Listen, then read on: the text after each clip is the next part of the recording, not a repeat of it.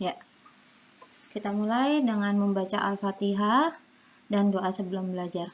Bismillahirrahmanirrahim. Alhamdulillahirrabbilalamin. Ar-Rahmanirrahim. Maliki yaumiddin. Iyyaka na'budu wa iyyaka nasta'in. Ihdinas siratal mustaqim.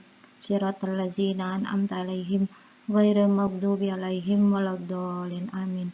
Bismillahirrahmanirrahim. Rabbi zidni ilma warzuqni fahma. Oke, silakan fokus pada materi pada hari ini ya. Ya sudah, kalau misalnya memang kalian tidak berminat untuk menampakkan wajah, ya berarti sudah, Ibu nonaktifkan saja ini. Buat apa? Kalau gitu di mute aja ya. Ya, jika kalian tidak mau bekerja sama, masa nggak ada satu juga yang bisa mengaktifkan kameranya? Ini nggak ada tampak sama sekali. Ibu sudah aktifkan. Silakan.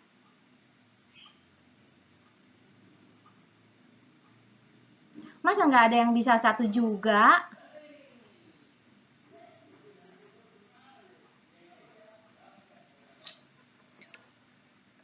Jadi mau dilanjut atau tidak? Bisa dilanjut pembelajaran kita seperti ini? Orang kameranya udah diizinin kok ini tuh. Tuh elo tuh.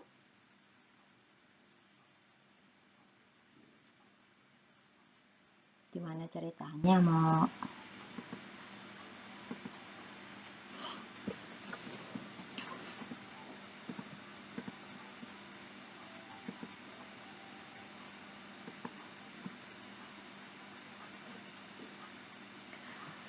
Oke, buang-buang waktu kalau kayak begitu, silakan. Sudah. Yang penting intinya Ibu sudah berusaha menyampaikan pembelajaran dengan baik, ya. Jadi tolong fokus dengan pembelajaran yang akan Ibu berikan pada hari ini. Pada hari ini kita akan melanjutkan materi tentang kelainan hereditas pada manusia. Ibu sudah minta untuk baca materi pada kelas KP pada pertemuan yang kemarin. Ya. Jadi Ibu harap Ibu tidak perlu untuk membahas lagi dari awal. Ya, Ibu akan membahas secara sepintas saja.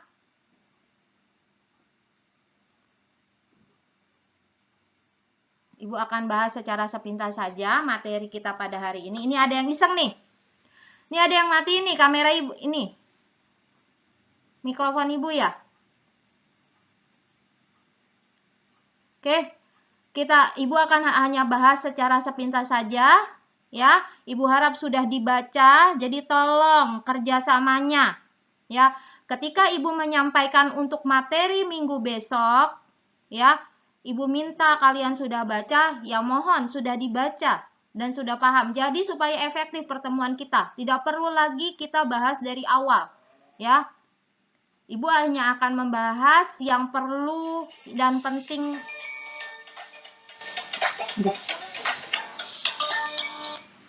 Halo, assalamualaikum, Bun. Maaf Bun, ntar ya Bun, saya lagi kelas KP nih, lagi live. Ya, assalamualaikum. Ya, nah, tolong ya, kita sudah akan membahas rangkuman penyakit-penyakit hereditas serta pengayaan pada hari ini. Oke, kita mulai saja pembelajaran kita pada hari ini. Silahkan fokus ya. Nanti setelah penyampaian materi ini, 30 menit berikutnya silahkan mengerjakan tes pada ujian di kelas KP. Jadi tidak perlu keluar seperti biasa. Dan juga Ibu ingatkan untuk pertemuan berikutnya, sudah tuntas nih hari ini. Hari ini sudah tuntas materi bab 3. Jadi pada pertemuan berikutnya kita akan membahas rangkuman secara keseluruhan 30 minggu depan ya. Kita akan bahas secara keseluruhan ya. Mengulas materi bab 3 secara keseluruhan. Berikutnya untuk pertemuan berikutnya fokus nih. Ya, bukan buat hari ini. Kalau hari ini kita akan bahas tentang kelainan hereditas, lalu kalian mengerjakan tugas di kelas KP 5 soal. Sudah paham?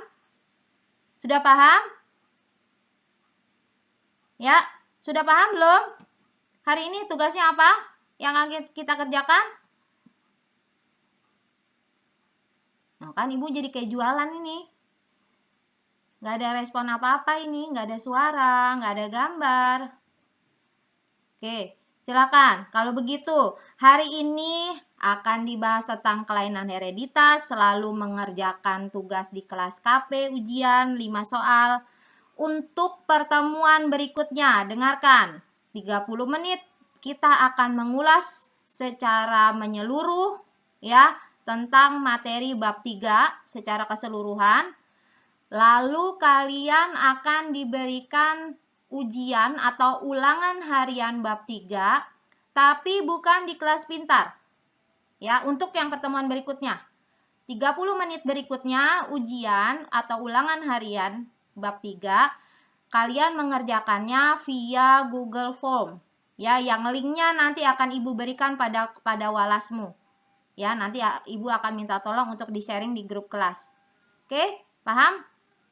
Paham ya? Kita lanjut. Oke, perhatikan baik-baik materi pada hari ini, yaitu kelainan pada hereditas. Kita akan lanjut ke kelas KP dulu, membahas tentang rangkumannya.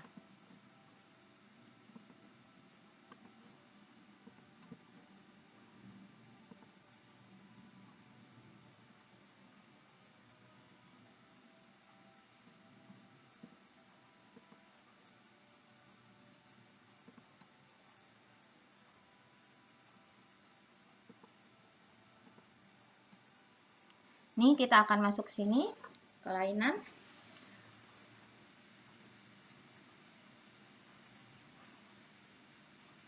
Oke, kelainan sifat menurun pada manusia.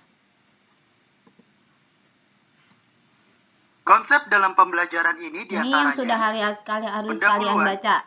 Gangguan Mendel, fenilketonuria, hemofilia, distrofi otot, buta warna, anemia sel sabit, talasemia, gangguan kromosom, penerapan pewarisan sifat, adaptasi dan seleksi alam. Dan di akhir kita akan merangkum secara singkat dari pembelajaran ini. Oke, kita akan langsung masuk ke rangkuman.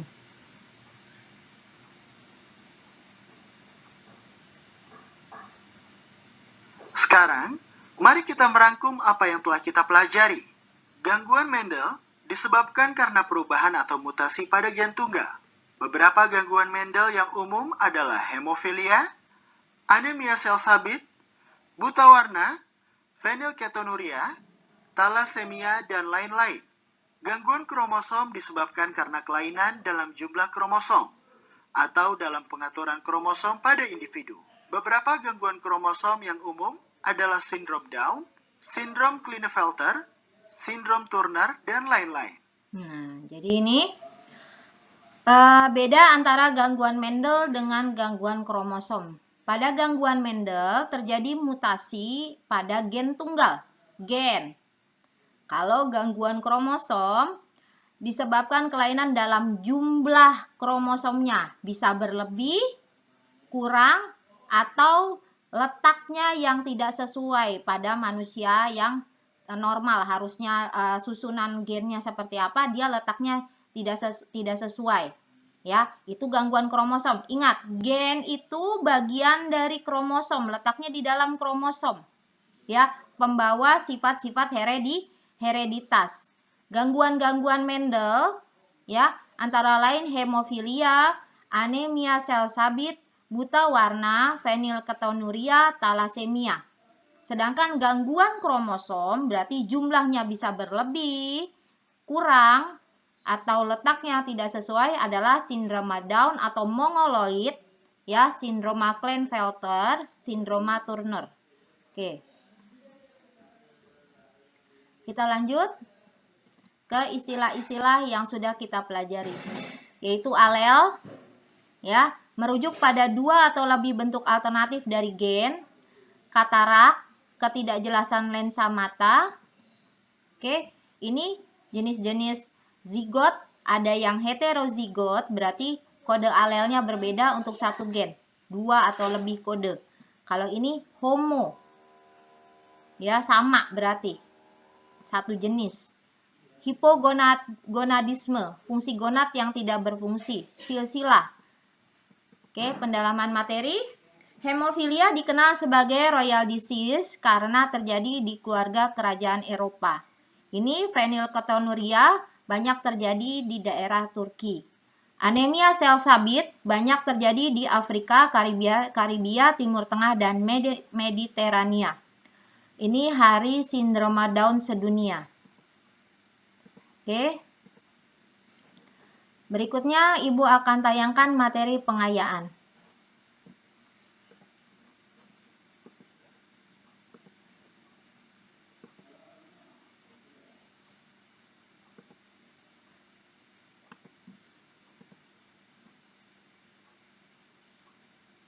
Mengenai hereditas pada manusia. Apa saja sih hereditas manusia yang akan kita pelajari dalam video kali ini? Jadi kali ini kita akan belajar mengenai kelainan genetis atau penyakit-penyakit menurun dan juga golongan darah. Nah, kelainan genetis atau penyakit menurun itu ada yang terpaut pada kromosom tubuh atau autosom, ada pula yang terpaut pada kromosom seks atau gonosom. Sementara golongan darah, kalau kita lihat itu ada dua macam ya pembagiannya berdasarkan antigen ABO atau antigen resus. Pertama, kita akan membahas mengenai kelainan genetis atau kelainan menurun yang terpaut autosom. Kelainan genetis terpaut kromosom tubuh ini ada dua macam, ada yang dibawa oleh gen dominan dan ada yang dibawa oleh gen resesif. Gen dominan itu contohnya polidaktil, brachydactyl, thalassemia, sementara yang dibawa oleh gen resesif itu contohnya albino dan sicklemia. Nah, perbedaannya antara penyakit yang dibawa oleh gen dominan dan penyakit-penyakit yang dibawa oleh gen resesif itu nanti terlihat pada proses persilangannya. Nanti kita lihat persilangannya ya. Sekarang kita lihat dulu, nah ini adalah gambar kelainan polidaktil, brachydactyl, dan albino. Polidaktil itu adalah kelainan di mana tangannya lebih. Jadi kalau normalnya jari ada 5, ini lebih dari 5. Kemudian kalau brachydactyl itu jarinya pendek-pendek, jadi pertumbuhan ruas-ruas jarinya tidak maksimal. Sementara cacat albino itu disebabkan oleh tidak adanya pigmen pewarna kulit. Jadi seseorang tidak punya pigmen melanin. Kalau orang kulit putih itu pigmen melaninnya ada tapi sedikit. Sementara kalau albino tidak punya sama sekali pigmen melanin sehingga dia tidak punya pelindung dari sinar ultraviolet. Nah, sekarang kita lihat contoh soalnya ya. Contoh soal yang pertama ini tentang brachydactyl. Berarti ini terpaut pada autosom dominan ya. Seorang pria brachydactyl heterozigot disilangkan dengan wanita normal. Tentukan perbandingan fenotip keturunannya. Nah, ini adalah genotip-genotipnya ya. B besar B besar dan B besar B kecil berarti dia penderita brachydactyl, sementara B kecil adalah normal ya. Nah, kalau pria brachydactyl heterozigot berarti dia B besar B kecil. Dikawinin sama yang normal. B besar B kecil kawin sama B kecil B kecil. Gametnya ada 2 nih. B besar B kecil punya gamet 2, B kecil punya gamet 1 ya. Yang B besar B kecil gametnya B besar dan B kecil, sementara B kecil gametnya cuma satu macam. Lalu kita masukin deh ya masing-masing gametnya B kecil, kita masukin ke dalam tabel yang sebelah kiri ya, kolom sebelah kiri. Kemudian B besar B kecil di baris yang teratas. Lalu kita kawinkan, kita satukan jadi B besar B kecil dan B kecil sehingga perbandingan fenotipnya adalah brachydactyl banding normal itu 1:1 atau 50% ya. Seperti itu. Lalu contoh soal yang kedua ini mengenai albino. Seorang wanita normal homozigot menikah dengan pria albino. Nah, ini resesif ya. Albino ini adalah gen dibawa oleh gen yang resesif. Jadi nanti beda lagi genotipnya nih. Katanya anaknya menikah dengan laki-laki yang membawa sifat albino. Tentukan perbandingan fenotip filial 2-nya, berarti ya F2. Nah, A besar normal, A besar A kecil normal carrier karena dia resesif ya.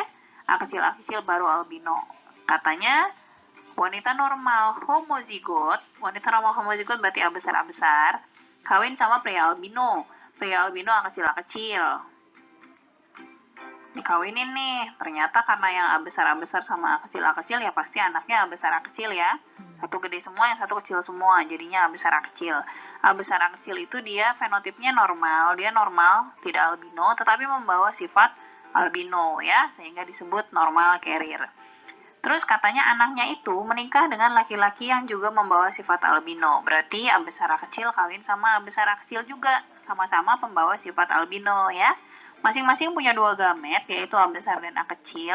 Kita masukin ke kolom kiri dan baris teratas. Lalu kita satukan, jadi dapatnya keturunannya adalah A besar A besar, A besar A kecil, A besar A kecil, dan A kecil A kecil. Perbandingannya normal banding carrier banding albino, 25% banding 50% banding 25%, atau 1 banding 2 banding 1. Oke, selanjutnya kita belajar mengenai kelainan genetis yang terpaut pada kromosom kelamin atau gonosom, ya, atau biasa disebut kromosom seks. Kromosom seks itu ada dua, ada X dan ada Y. Jadi kelainannya ini ada yang terpaut pada kromosom X, di mana kromosom X ini ada pada wanita dan pria. Jadi laki-laki sama perempuan itu keduanya memiliki kromosom X. Ada juga yang terpaut kromosom Y. Nah, kalau kromosom Y ini hanya ada pada laki-laki. Jadi contohnya dulu nih, kromosom X itu buta warna hemofilia. Kalau yang terpaut kromosom Y, hipertrikosis, webtos, dan cystic gravier yang hanya bisa terjadi pada laki-laki, ya, karena kromosom Y hanya ada di laki-laki. Nah, ini mungkin kalian belum tahu yang namanya hipertrikosis, webtos, dan cystic gravier, ya. Kalau hipertrikosis itu dia rambut yang tumbuh di tempat-tempat yang seharusnya tidak ada rambut. Webtos itu jari berselaput. Kemudian cystic gravier itu kulitnya bersisik dan mengeras, gitu ya, seperti itu. Ini hanya ada terjadi pada laki-laki. Jadi kalau misalkan bapaknya menderita hipertrikosis, itu anak laki-lakinya pasti akan menderita hipertrikosis juga. Kenapa? Karena terpaut kromosom Y. Kromosom Y anak laki-laki pasti dapat dari bapaknya. Yuk kita lihat ya, contoh soal langsung. Seorang laki-laki normal menikah dengan perempuan normal yang ayahnya buta warna. Nah, ini kita tahu dulu nih genotipnya, ya. XX itu perempuan normal, XXCB berarti perempuan normal tapi membawa sifat buta warna, XCB berarti perempuan buta warna, XY itu laki-laki normal, dan XCBY laki-laki buta warna. Yang kawin laki-laki normal berarti XY sama perempuan normal yang ayahnya buta warna. Perempuan normal yang ayahnya buta warna itu maksudnya gimana? Berarti dia perempuan carrier, perempuan pembawa sifat, ya, pembawa sifat buta warna. Jadi XY kawin sama XCB, kita masukin di baris atas dan kolom sebelah kiri gamet-gametnya masing-masing, ya. XY di atas, XCB di kiri. Ini mau di atas mau di kiri bebas tempatnya, adik-adik, ya. Terus kita satuin, dapat keturunannya XX, XY, XXCB, dan XCBY. Jadi fenotipnya adalah XX itu perempuan normal, perempuan carrier XXCB, kemudian laki-laki normal XY, dan XCBY laki-laki buta warna. Semuanya 25%. 1 banding 1 banding 1. Kemudian sekarang kita ke hemofilia. Laki-laki hemofilia menikah dengan perempuan normal. Oh iya, buta warna sama hemofilia itu dibawa oleh gen resesif, ya. Makanya digambarin, dituliskannya pakai huruf kecil. CB dan H itu ditulis dengan H kecil dan CB kecil. Ini genotipnya nih. Jadi kuncinya untuk hemofilia dan buta warna, kalian harus hafal nih genotipnya, ya. Perempuan normal XX, perempuan normal carrier hemofilia berarti XXH, dan seterusnya itu kalian harus tahu. Nah, ini laki-laki hemofilia XHY menikah dengan perempuan normal. Perempuan normal itu XX, ya. Bagaimanakah kemungkinan anak mereka? XHY gametnya adalah XH dan Y. Kemudian XX, sebetulnya gametnya cuma satu macam, ya, X doang, tapi kita tulis 2 kali aja nggak apa-apa, X dan X. Kita silangkan, dapat anak-anaknya adalah XXH, XXH, XY, dan XY. Cuma 2 macam. XXH itu perempuan carrier, XY adalah laki-laki normal. 1 banding 1 atau 50% banding 50%. Jadi mudah ya adik-adik, asal kalian hafal genotip-genotipnya, oke? Nah, selanjutnya kita lihat yang terpaut Y, ya. Terpaut Y ini hanya bisa terjadi pada laki-laki nih. Seorang laki-laki hipertrikosis menikah dengan perempuan normal. Hipertrikosis itu juga dibawa oleh gen resesif tapi terpaut kromosom Y. Bagaimanakah kemungkinan anak-anak mereka? Nih kita lihat dulu nih genotipnya. Genotip laki-laki hipertrikosis itu adalah X, terus ada yang terpaut gen hipertrikosisnya adalah HT gitu ya, terpaut pada kromosom Y. Jadi XY aja berarti laki-laki normal, kalau XYHT berarti laki-laki hipertrikosis. Terus yang dikawinin siapa katanya yang nikah? Yang nikah adalah laki-laki hipertrikosis XYHT. Nah ini ya, kemudian menikah dengan perempuan normal. Perempuan normal itu XX. Udah deh, kita cari gametnya, taruh gametnya di kolom teratas, di kolom kiri dan baris teratas tabel. Kita silangkan ya, X, Y, H, T, X, X. Nah, kita silangkan dapat keturunannya adalah 2 macam doang. XX itu perempuan normal, dan anak laki-lakinya semuanya adalah hipertrikosis ya. Seperti yang tadi kakak bilang, kalau bapaknya itu punya kelainan terpaut Y, pasti anak laki-lakinya akan membawa kelainan tersebut juga. Karena kromosom Y pasti akan turun dari bapak ke anak laki-lakinya ya. Jadi fenotip keturunannya ini adalah perempuan normal dan laki-laki hipertrikosis 1:1. Oke, selanjutnya kita bahas golongan darah. Nah, golongan darah itu ada 2 tipe. Kita lihat, ada yang tipe ABO dan tipe resus. Pada penggolongan tipe ABO, ada golongan darah A, B, AB, dan O ya. Kalau golongan darah resus, itu ada resus positif dan ada resus negatif ya. Jadi kalau kalian misalkan cek darah, golongan darahnya ada yang A positif misalkan. Nah, berarti dia golongan darah tipe ABO-nya A dan dia punya antigen resus. Ada yang O minus, berarti golongan darah ABO-nya itu adalah O dan tidak punya antigen resus gitu ya. Kalau yang ABO itu ada golongan darah A, B, AB sama O. Yang A-nya ada yang homozigot, ada yang heterozigot. B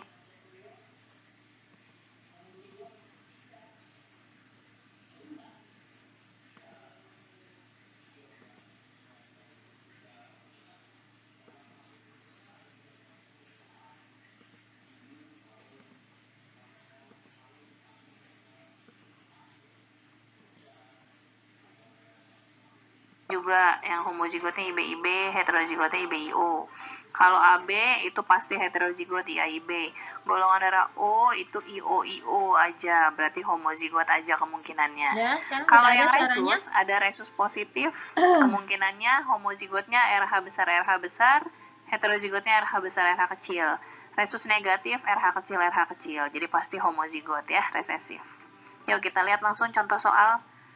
Laki-laki golongan darah AB menikah dengan perempuan golongan darah O. Bagaimana kemungkinan golongan darah anak-anak mereka? Langsung kita masukin ya. Bapaknya AB IAIB, istrinya IO-IO karena golongan darahnya O. IAIB, gametnya ada IA dan IB. IO-IO, gametnya hanya IO saja ya, satu macam. Langsung kita kawinin, dapat IAIO dan IB-IO. Jadi, kemungkinan golongan darah anak-anaknya adalah A dan B. 1:1 atau 50%, 50%. Itu peluangnya ya. Lanjut berikutnya kita langsung satuin nih. Kita gabungin nih ya. Tipe ABO dan tipe resus. Laki-laki golongan darahnya A heterozigot resus negatif menikah dengan perempuan golongan darah O resus positif heterozigot. Nah, sambungin. A heterozigot IAIO. Resus negatif berarti RH kecil. Terus istrinya O itu IO-IO, kemudian positif heterozigot, RH besar, RH kecil ya. Gametnya berarti ada IA dan RH kecil, kemudian ada IO dan RH kecil ya, cuma 2 macam. Terus kemudian yang satu lagi nih, ibunya gametnya ada IO RH besar dan ada IO RH kecil ya. Jadi dua-dua masing-masing punya 2 gamet. Kita masukin ke tabel di baris teratas dan kolom sebelah kiri, lalu kita silangkan. Dapatlah keturunannya IAIO RH besar RH kecil. Berarti ini A resus positif. Kemudian yang berikutnya ada IAIO RH kecil, berarti golongan darah A resus negatif. IO-IO RH besar RH kecil berarti O positif. Ada IO-IO RH kecil berarti O negatif. Berarti fenotip anak-anaknya adalah A plus, A minus, O plus, O minus. Masing-masing 1:1 atau 25%, 25%. Seperti itu ya, kira-kira mudah-mudahan bermanfaat. Oke adik-adik, itu tadi materinya sudah selesai. Diulang-ulang lagi ya, supaya semakin paham dengan materinya. Terima kasih untuk yang sudah menyimak. Tetap di rumah, tetap jaga kesehatan, dan jangan lupa semangat terus belajar. Oke, sudah kita akhiri saja pertemuan kita pada hari ini. Ini ada yang matiin. Ada yang iseng matiin mic ibu.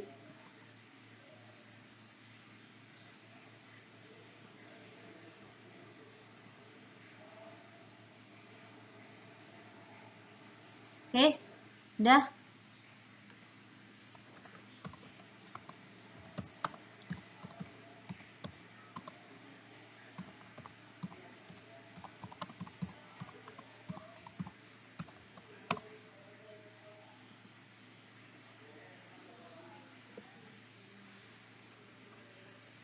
Kita sudahi saja pembelajaran kita pada hari ini. Sekian, silakan yang memang berniat untuk melanjutkan pembelajaran dengan baik. Ibu sudah sampaikan, silakan kerjakan.